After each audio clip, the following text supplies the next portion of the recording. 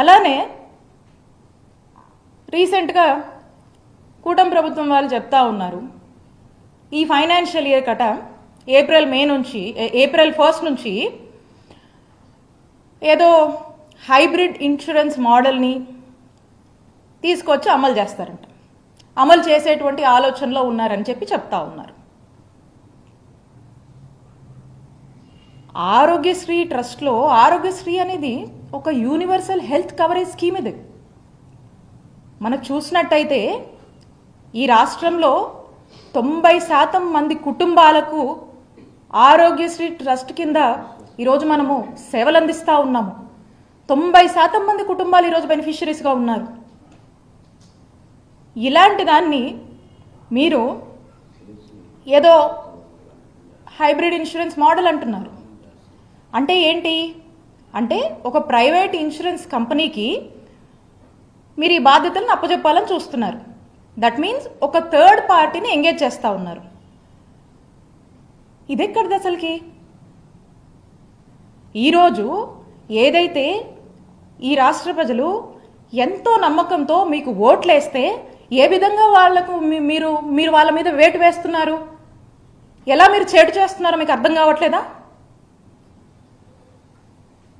ప్రజలకు ఒక బాధ్యతగా ఇప్పుడు మేము ఇన్ని ప్రొసీజర్స్ పెంచాము, జగనన్న ప్రభుత్వము ఇంత మేలు చేసింది, దీనికన్నా బెటర్గా మీరు చేస్తారేమో అనేటువంటి ఆశతో ప్రజలు ఎదురు చూస్తూ ఉంటే మీరు ఏదో ఒక థర్డ్ పార్టీని ఎంగేజ్ చేసి ప్రైవేట్ ఇన్సూరెన్స్ కంపెనీలకు అంటగట్టాలని మీరు చూస్తూ ఉన్నారు. అంటే దట్ మీన్స్ ఏంటి? అసలు ప్రైవేట్ ఇన్సూరెన్స్ కంపెనీలు అంటే ఏంటన్నా? అసలు ఏంటి ప్రైవేట్ ఇన్సూరెన్స్ కంపెనీలు అంటే? వాళ్లకు ఏముంటుంది? ద బేసిక్ మోటివ్ ఏముంటుంది? బిజినెస్ మోటివ్ ఉంటుంది, సర్వీస్ మోటివ్ ఉంటుందా? నేను ఇన్సూరెన్స్ కంపెనీలను, ప్రైవేట్ ఇన్సూరెన్స్ కంపెనీలను నేను తప్పు పట్టట్లేదు.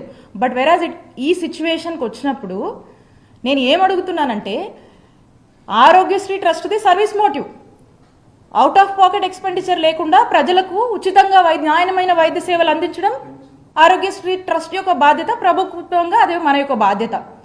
దీన్ని పక్కకు పెట్టి ప్రభుత్వంగా మనం చేయాల్సిన పనిని ఇంకొక ప్రైవేట్ ఇన్సూరెన్స్ మాడ్యూల్ అని చెప్పేసి ఇంకొక థర్డ్ పార్టీ చేతిలో పెట్టి ఏం చేయాలని? అంటే వెల్ఫేర్ని ఏం చేయాలనుకుంటున్నారు మీరు? వెల్ఫేర్ మీద ప్రాఫిట్ చేసుకోవాలా? ఎంతో కొంత బిజినెస్ మోటివ్ ఉంటుంది కదా. ప్రైవేట్ కంపెనీస్కి సర్వీస్ మోటివ్ ఎందుకు ఉంటుంది? ప్రజలు ఇప్పుడు ఈ ప్రైవేట్ ఇన్సూరెన్స్ కంపెనీకి సంబంధించి మనం చూస్తే వీళ్ళకు ఓన్లీ ఒక సెట్ ఆఫ్ హాస్పిటల్స్తో టైఅప్ ఉంటుంది.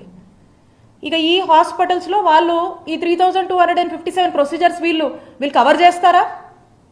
వీళ్ళ వల్ల అవుతుందా? ఎన్ని ప్రొసీజర్స్ కవర్ చేస్తారు వీళ్ళు?